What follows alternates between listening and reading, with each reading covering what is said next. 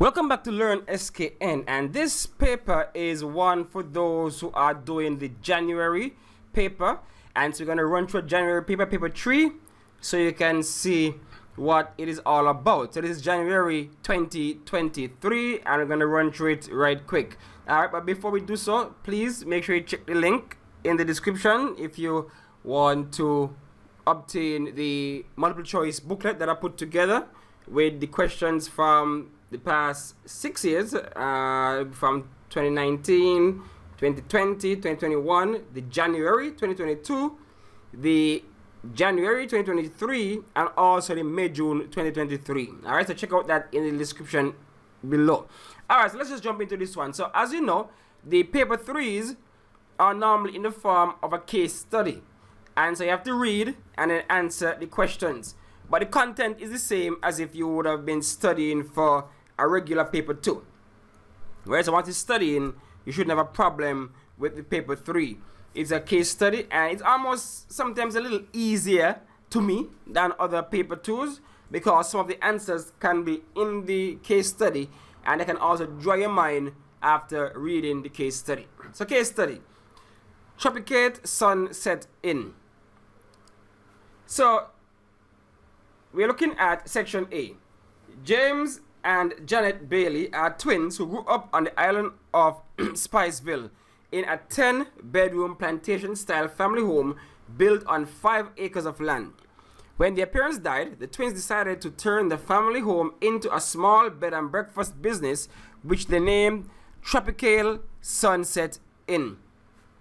Tropical Sunset Inn is now fully operational, and James and Janet serve as the general managers. They have hired 5 employees to assist them with the overall operations of the business: a front desk manager who is responsible for 1 housekeeper and 2 groundsmen, and a cook who reports to the executive chef. Each staff member was required to sign a specialty contract before beginning work at the inn. Okay, good. So that's the case study right there. So part 1 of this case study, this question, deals with the operational plan. So remember, these case studies are in the form of a business plan and what we put in each section. So the operational plan here, establishing a business. So state 2 reasons why the twins may have wanted to start the business. So 2 reasons. You can easily reference your textbook with the outline a number of reasons that people want to start the business right here, and you can choose any 2 and use that as your answer. Let me see, what did they say? They said to just state. And so we have here the desire for financial independence. So because you want to be the one to control your own money, your own finances, your own income, that's one reason why you might want to start your own business. So you can control your own income, your own finances. You have that financial independence. You can make whatever money you want, that kind of thing. So that's one reason you might want to start your business, for financial independence. Then we have a next easy one, is to increase control of their work-life balance. So remember, if you're working for yourself, you're basically in control of how you operate your business. So you can balance your life how you see fit. Whether you want to work 60 hours a week, or you want to work 40 hours a week, or you want to work 50 hours a week, is all in your hands. You have some control over your work-life balance. So that's one reason why you might want to start your own business. Another one, a clear-cut one, is to increase your income. Maybe where you're working right now, you're not making enough. You want more money, and so you start your own business to increase your income. And then we have self-actualization, where you decide to run a business just to use your skills, just to put your potential to good use, put your full potential behind the business. So you get some sort of, you feel good knowing that you're able to use your skills to run that business. It's a test for you, and so you're willing to do that. So self-actualization. Then we have self-fulfillment. Similar to self-actualization, running and owning a business can be more satisfying. That can be your thing. You just feel good about it. So that gives you pleasure. That gives you joy, knowing that, look at me, I'm running my own business. I feel fulfilled. I have a purpose. So that's what self-fulfillment comes into play. So you feel good knowing you have your own business. That makes you feel a certain way. Rather than being somebody's employer, somebody bossing over you, you just feel good running your own business. So those are 1, 2, 3, 4 reasons. 1, 2, 3, 4, 5 reasons I gave you why the twins might have wanted to start their own business. And so they only asked for 2 marks, but I gave you 5. Then number 2, organizational structure. And so you realize they listed out in the case study basically the organizational structure of the company. So they said complete the following organizational chart of the business by placing the remaining employees of Tropical Sunset Inn in their correct position. So you have Janet and James and Janet, those are the general managers. And then under them, they would have listed some other persons. So if we go back up here, where they listed them out, you would see that they say they hired 5 employees to assist them with the overall operation of the business. The front desk manager, who is responsible for the housekeeper and the groundsman. So right here, we're going to put the front desk manager right here. Right? The front desk manager will go right here. And then the groundsman will go right down here for C. So the front desk manager would be in A, and the groundsman would be in C, because the front desk manager is just below the general manager, and they are responsible for the housekeeper and the groundsman. And then we have the executive chef over here, the chef right over here, and then of course you have the cooks that reports to the chef. So you have the chef over here and the cooks here at D. So the chef is B and the cooks are D. And that's how simple this would be. So over here, A, we have the desk manager, front desk manager, and they also report, they have under them, they have the housekeeper and the groundsman, which would be C. At B, you have the executive chef, and under the chef would be the cooks. So you have the cook right there. So make sure that you follow along to understand what is what. So number 3 now, asking us about sources of conflict within the organization. So the question asks us to identify 2 sources of conflict which could arise in the business. So 2 sources of conflict. So I'm going to give you a bunch of them as per usual.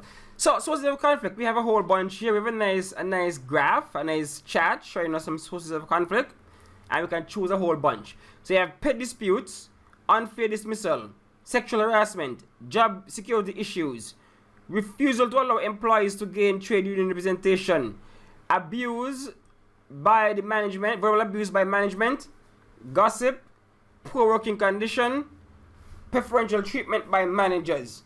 So all those are sources of conflict within an organization. You can choose any 2 and just list them. The access to do what here? Identify. So 1, 2, 1, 2. So gossip, poor pay dispute. So you might feel as though you're not being paid fairly. That can cause conflict. You might be terminated unfairly. That can cause conflict. Poor working conditions. You might have some, it might be too hot or whatever, unhealthy working conditions. That can cause conflict. Preferential treatment. You might have some favoritism going on. The boss prefer one person over the other. Of course, that can cause conflict. If the boss don't know how to talk to people, verbal abuse, that can cause conflict. Naturally, sexual harassment can cause conflict. And if you feel as though your job is on the line all the time and you have some job security issues, that might cause some conflict in the business. Now let's jump to contracts in business. So that's number 4. Outline 1 reason why it is beneficial for owners to issue specialty contract to their employees. 1 reason why it's beneficial. So of course the specialty contract would be in the form of your work contract. So why is it beneficial? Because that can outline everything that the job pertains. So it would outline things like your work hours. It can outline things like your duties. It outline things like your payment, those kind of things. So this can reduce conflict when time comes, because if an employee decide, if you give them a task to do and they refuse to do it, but it's a part of their job description and as part of their contract, then they will be in breach. And so you can take actions for that. But what this does, the contract, is that it allows a sense of clarity for both employer and employee, as to what exactly the job entails. It can outline, like I said, your job description. It outlines your working hours.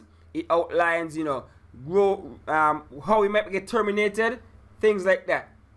So it's beneficial because it shows everything in black and white. So there's no question. There's no conflict. It reduces conflict in that way. Because you understand your payment, you understand your work hours, you understand the description of your job, etc., etc. So it's good to have a contract so that you know that if someone is in breach, they can be terminated without any severe repercussions and things like that. So that's one reason why it is well, that's not one, there's multiple reasons why it's beneficial to have a specialty contract, because it outlines job description, hours of work, means in which you can report disputes, those kind of things. Section B. So our next part of the case study we have here. Tropical Sunset Inn is in a remote area. Janet and James knew that they would have to utilize marketing strategies if they were to reach their target market. A market research was conducted to find out about the needs of their potential customers. Based on the results of the research, Janet agreed that they should re-examine their finances and allocate more money towards the promotion of the business. The twins felt that the priority should be given to promotion campaign involving advertising via local television station, social media, marketing via Facebook, Instagram, TikTok, and a few sales promotion for the first year of operation. So now we are coming to the marketing part of the business plan. And so, number 5, target market. List 3 groups of customers who are likely target audience of Tropical Sunset Inn. So 3 groups of customers. So let's see what they were saying here. So of course, one would be tourists, right? Tourists coming to the country. Those tourists who are interested in maybe a historical aspect of things. Those who have that thirst for history. Because remember, the dwelling was a farmer plantation. And so there are people out there who might be into that kind of thing, looking for historical connections. And so that could be a target market, a target group for the business. Then of course, you might have persons who wants to be in a more secluded area. So somebody's looking for a more tranquil, relaxation kind of environment, because it says in a remote area. And so that means that you're out of the hustle and bustle of the town and those kind of things. And so you might want to target that person who wants to be in tune with nature, wants to be out of the hustle and bustle of the urban setting. And so that would be someone you can target for this kind of vacation or stay. And of course, it's a bed and breakfast, right? It's a bed and breakfast. And so that's more of a budget-centered accommodation. And so you might want to target maybe persons who are perhaps on a honeymoon. You want an intimate setting, so you might want somebody who's on a honeymoon, so that couple. You might want to target someone who just want to a little layover, a little cheap getaway for the weekend, that kind of thing. So there are a number of persons you can target for this particular business. So you have tourists, of course most of them will be vacationers. So you have tourists who are history buffs. You have persons who want to get away from the hustle and bustle of an urban setting, who want to be assimilated into the local cuisine, local culture. Then you want persons who might be a romantic getaway, honeymooners, things like that. And of course you want the budget conscious traveler who just wants, to lay over for a short time. So those are persons you can target when you're looking at an inn, right? And of course, you might have those who don't want to stay in the big hotel and get the big hotel thing. You want more personal, you're not the manager kind of setting. That again is someone you can target for an inn. Okay, number 6, market research.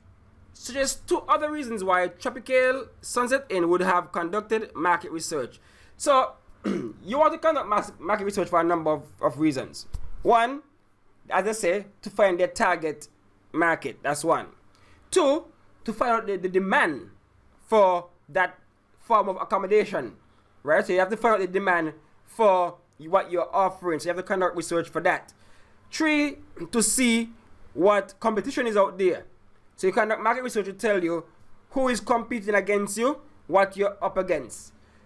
So those are just some reasons why you might want to conduct market research. And of course, 4, you want to know if it's viable. You want to know if it's feasible for you to start this business. Does it make sense to start it at all? Right? So those are some other reasons why you might want to conduct market research. So 1, they gave us to identify the target market.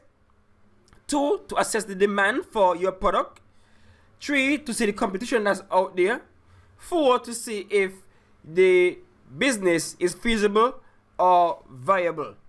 So those are just some of the reasons why you might want to conduct market research. And of course, in conducting research, and you know about the demand, that would tell you about the pricing, that would tell you how much you should charge based on competition, based on demand, etc. You know how you should price, then you know how you should promote your business based on the research. You know who you're targeting and how you should promote them. Like for example, they chose to use local TV and stuff like that because maybe they're targeting that particular audience. The local person who might want to get away for a weekend. And then of course you got social media, so they're targeting maybe some younger folks. So you want to know what they might want to pay, the demographics, the overall demographic of who you're targeting. So market research is very important in all of this. Number 7, new promotional trends. Outline 2 benefits Tropical Sunset Inn could gain by using social media platform in its marketing campaign. Okay, 2 benefits. Obvious one is the young people, right? So you're gonna hit the young demographic, the young target audience. You can hit them up because most of them are on social media platforms right now. So that's one benefit you get to. Because one of the big benefits of social media marketing is you get to target your specific demographic, right? So you're able to actually show who you want to show your product. Back in the day, you might have put a billboard or something, and old and young alike, will be able to see it. But you don't know if who you want to see is seeing it. But with social media today, that's one of the advantages social media has, is that it have targeted marketing. They can actually zone in on exactly who you want to see your product. Sometimes you're scrolling on your phone, IG, whatever, and you see a sponsor ad come up. That's because the person paid to have it viewed by maybe young person between the age of 25 to 35, etc., male, female, whatever. So it's targeted marketing. So that's one benefit. And next one is that it can be cheaper than other forms of advertising. Right? It can be cheaper because you own a IG page, you own a Facebook page, you own WhatsApp, you just chop a status, you just chop a IG post, whatever. It can be cheaper than traditional ways of marketing. When you look at things like the Super Bowl ads and those kind of things on TV, broadcast TV, they're expensive. An ad might cost $1 million plus for a couple of seconds. And so social media can be cheaper than traditional forms of promotion.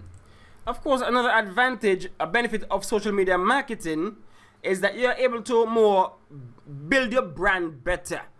Build your brand. A lot of people just build their brand over social media content all the time. So they put it out there all the time. It's more in your face. And so people become more aware of your brand. So you're able to build your brand faster. You're able to build your brand in a more cost-effective manner, as I said before. Then, of course, the reach. The reach of social media is far larger than traditional forms of advertising. Remember, you say if advertising on TV, your local TV, you're only reaching the local audience. But if you advertise on social media and you just boost that on Facebook, boost it on IG, you can reach persons overseas, persons that are nowhere close to you. And for a bed and breakfast, you want to reach persons overseas in case they are coming to your country and you want them to stay. So you're able to boost that all the way out there. Also, you're able to build that organic audience, because normally when you subscribe to a social media profile or something, it's because you identify with that particular profile. And so you're able to build that organic connection. Instead of this broad marketing thing and impersonal, you get this personal connection with the profile. And so there's so many benefits to social media marketing. as I stated before, they asked for 2, but I gave you more than 2. And let me just add the next one here. You have that personal connection with your audience, because you realize that if somebody makes a comment on IG, Facebook, wherever, you can respond right there. And so they have that intimate in touch with you as a business. You know, back in the day, you put something on TV, magazine, or poster, who are you going to call? Who are you going to talk to? If you want feedback, you're not going to get it like that. But social media allow for that feedback because you're really in direct contact with your audience. Imagine you're running a bed and breakfast, and they put out the IG post, and then they're able to respond to you and say, well, okay, I'm coming this time, that time.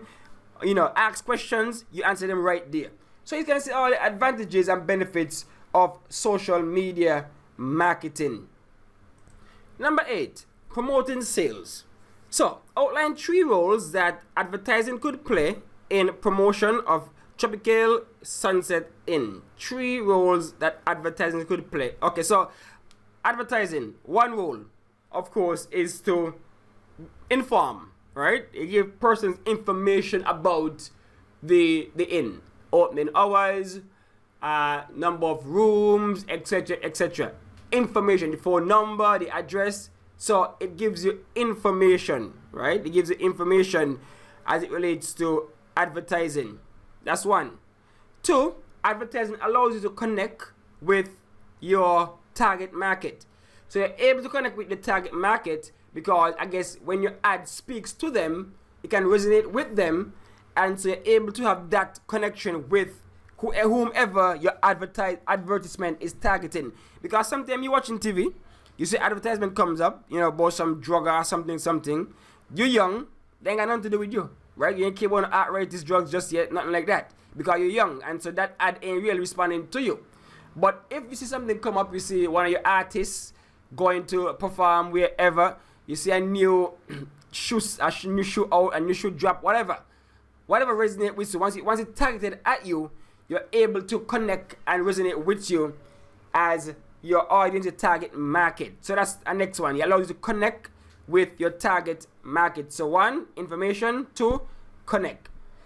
And then 3, of course, advertising could help to position your brand, help position your business versus rivals, right? So it can help you to compare against how you measure up against the rivals. When you advertise and you say, okay, better than the leading brand, or this is the best in this area, they were given a whatever award for whatever year, it Bed and Breakfast might have been ranked, however they rank Bed and Breakfast now. So advertising allows you to position yourself against competition, right? So that's 3 ways in which advertising can play a key role for the inn. 1, it allows you to inform your audience and your target market. It allows you to connect with the audience, the target market. And then 3, allows you to be measured against your rival or your competition. And all in all, right? All in all, advertising, one of the main things advertising does, again, like I said before, is to build your brand. Build that brand out there. Build that brand awareness. And so, apart from informing, apart from, you know, comparing you to the competition, you know, persuading others that you're better, apart from connecting with your target market, overall, advertising helps you build that brand. And so when you sell other ads, you get familiar with it. You might even start quoting some of the jingles. You might be able to say what is what on top of your head because you're building that brand. As when people hear your brand being called, they already one time know, okay, that's what I'm expecting. You hear Apple, you hear quality. You hear, you know Samsung, you know what to expect. So advertising helps with all of that. Sometimes when people fail to advertise their products, they come and go. Nobody even know what's happening. Nobody even know what's going on. The information there, you don't know how weight stands against the rival, things like that. So advertising gives you all of that benefit as it relates to marketing. Those are the rules of advertising right there. Build your brand, gives information about your product, help persuade people to buy your product over the rival, help you to connect with your target market. List 3 sales promotion techniques that Tropical Sunset Inn could use to boost sales? Okay, so 3 promotional techniques. One, of course, discounts, right? You might say if a family of 5 comes, we give them a discount. So of course, discount is one way to boost sales. You encourage persons to come in groups, multiple persons come, and we get a discount for that. So a discount is a nice way to do that. Of course, also, you might have specials, a season special. Every Christmas season you have a special. Maybe for the summer you have a special. Maybe for Easter you have a special. Those kind of different rates for different time of the year. You can use those things to boost your sales. Different rates, different time of the year.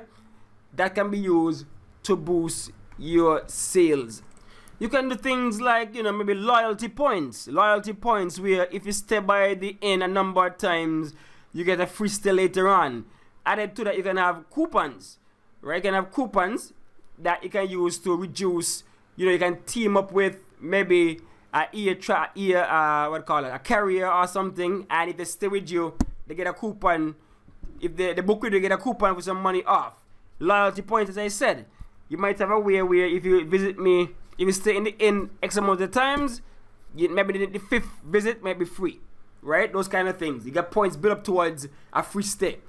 Of course, you can use things like gifts, premium gifts attached to your stay.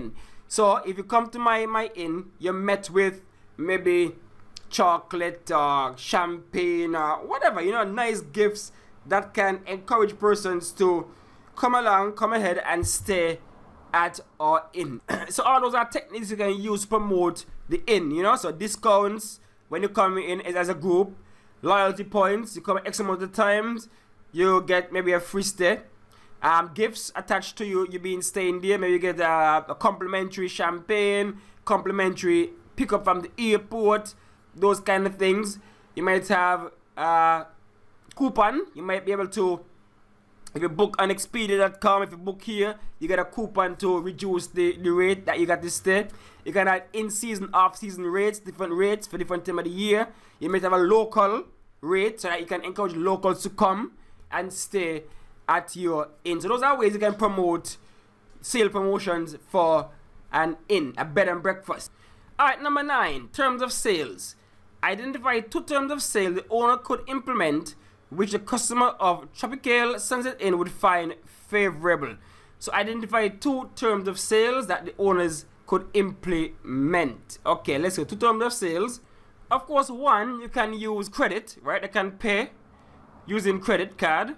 And so that allows them to pay online, right? You can pay online, and so that's kind of convenient to the customers, because in all the time you want to travel with cash or anything like that, especially if you're going to a foreign country and you don't want to hassle with the exchange rate, etc. So 1 term of sale could be we allow for credit card payments online, so that you can pay online, so everything is done online one time. So that's 1. 2, of course, you can encourage cash payments by saying, things like if you pay with cash, you pay less, or you get a discount for paying with cash. So you can allow for cash payments. Some persons don't allow for cash payments, but of course some do, so it can be more convenient to persons who are not really into the online thing. And of course, you can say if you are booking 2 or more rooms, you can get, of course, a discount for that, because you are booking multiple rooms and you can get a discount for that, and that can be favorable to the customers. And sometimes you might have issues where persons might not have all the money one time.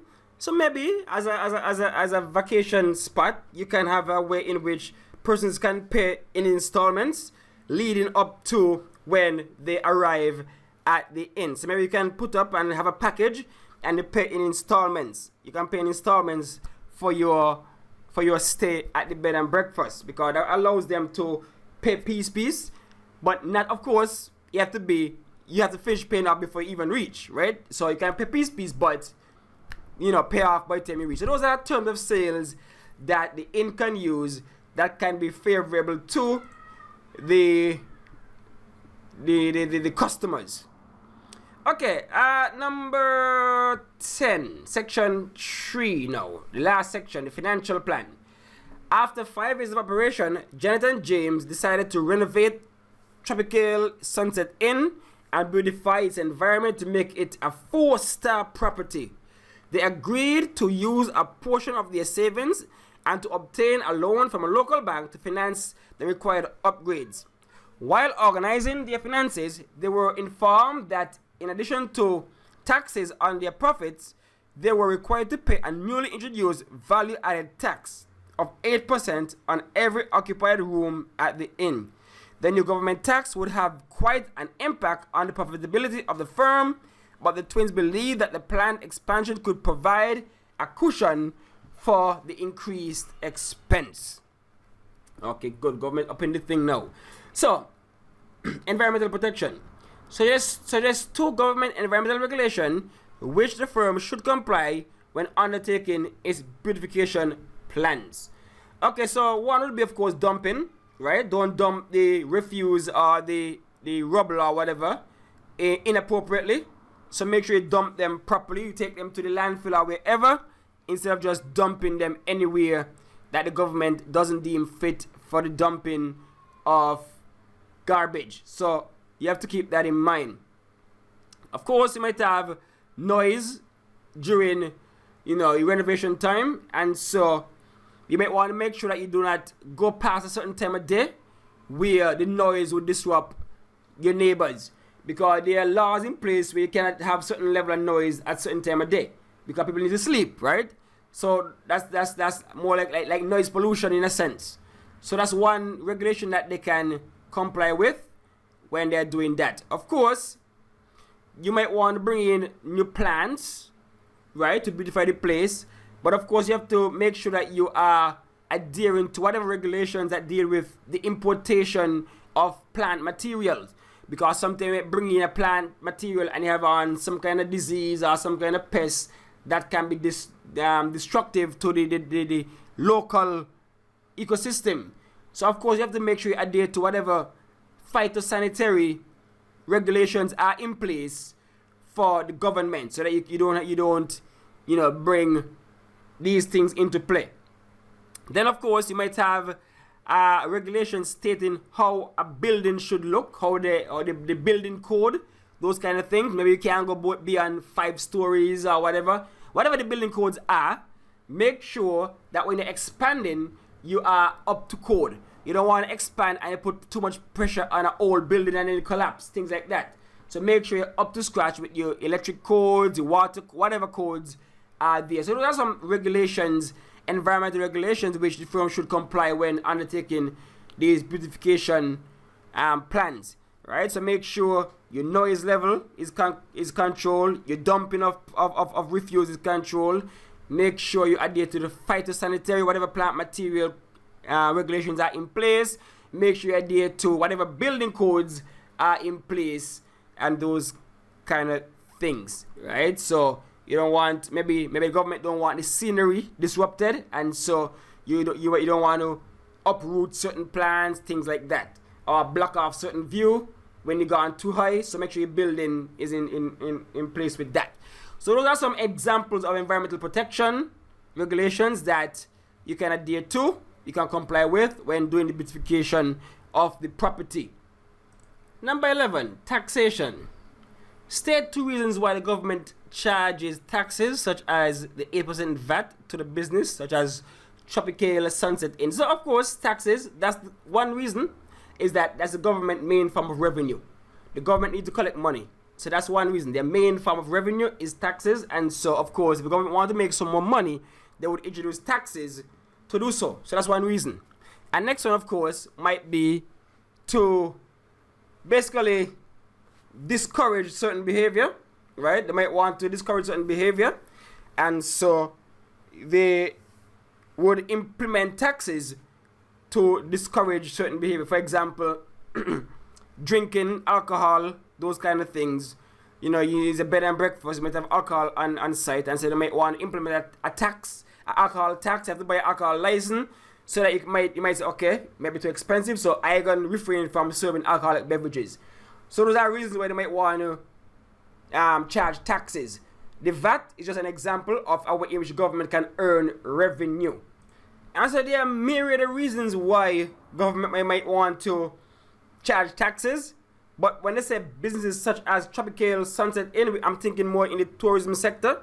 And so more applicable will be things like I said before, the two, where of course the natural one is to gain revenue, and then to try to reduce the usage of certain types of food, like the alcohol and those kind of things. But there are other reasons why government may want to charge taxes. Again, might be to reduce inflation, right? Reduce the rate of inflation in the country.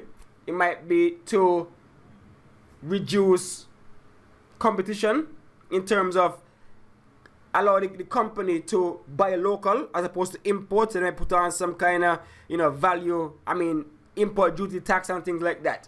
But for this one in particular, I'm going to stick with just the raising income revenue and to reduce the use of the consumption of certain items. Maybe they don't want the inn selling too much alcohol at the bar, so they have a license for that, tax for that, those kind of things.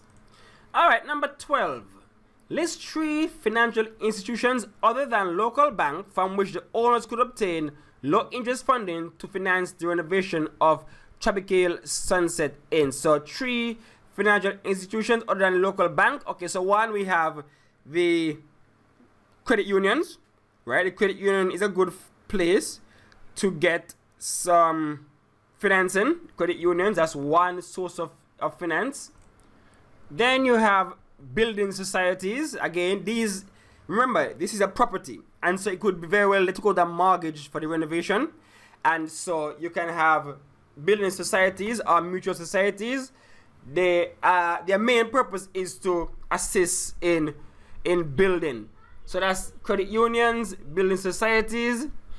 Of course, you might have other micro-lending agencies, because based on the size of the loan, you might have a micro-lending agency providing the source of income, right? And so those are just some other places that besides the bank that they can use to get some sort of financing. Of course, you might have an insurance company might be able to chime in there, right? They might be able to get insurance on the property, and so that would be able to mitigate some of the risk that might happen if, while during construction, something might have gone wrong. So, okay, so those are just some non-financial institutions that the twins can go to obtain financing. There are others, such as venture capitalists or angel investors. Somebody might say they want to invest in the inn, and they might have a brokerage firm or something like that, and so they can invest in the inn, and then when they make profit, they get back their monies. So you have angel investors, you have venture capitalists. All those are other financial entities that you can obtain monies from. Okay, so the last question, just like when you're doing a business plan, executive summary. Last question. Describe the overall business operations of Tropical Sunset Inn in one paragraph, including relevant information from the 3 main areas of the business plan. So what the executive summary is, 3 marks. The executive summary is simply, as I said, summarizing the overall business operation. So, for example, in this one, you're going to pull from the operational, financial, and marketing plans, and you're going to highlight the key parts to give an overall view of what the business is about. For example, in the operational one, of course, you're going to highlight the type of business. You can see it's a partnership because it is owned and operated by 2 persons. It's a partnership. You can see that. You can see it is small business.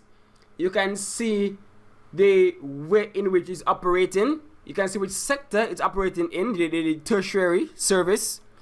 For example, marketing, you can see the type of marketing they are looking at, social media, that kind of thing. You can see what they are targeting, their target audience, stuff like that. Looking at the financial plan, you can see the source of income. You can see what they want the money to do, those kind of things. So what you have to do is just go back over the different areas and just bring them all together. That's what the executive summary is all about, bringing them all together. So in one paragraph, just give them the relevant information about the main areas of the business. So again, you're looking at sources of income, sources of finance from the financial plan. You're looking at expansion. You're looking at the tax that they have to pay. For marketing, looking at the target market, the types of promotion they engage in, the target audience, the method in which they choose to advertise, those kind of things. So you have to bring all of this, take piece from each, and bring it all together in a final paragraph, just to give an overall view of what the company, the business is all about, right? So Tropical Sunset Inn is a partnership owned by James and Janet Bailey. They have a small staff with just 5, and they operate a bed and breakfast that is catered to the tertiary level of production.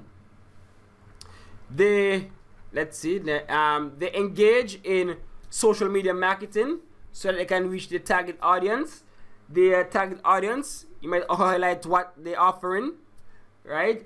And so they conducted market research to find out who their target audience is, and they decided to use different types of media to reach their target audience.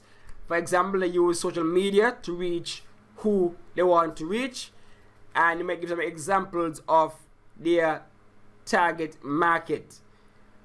And of course, for the financial one, their source of finance, as stated, is both from the bank and from their own savings, and they're also trying to expand their business, so it's growing, and because it's growing, they need more finance for that particular thing.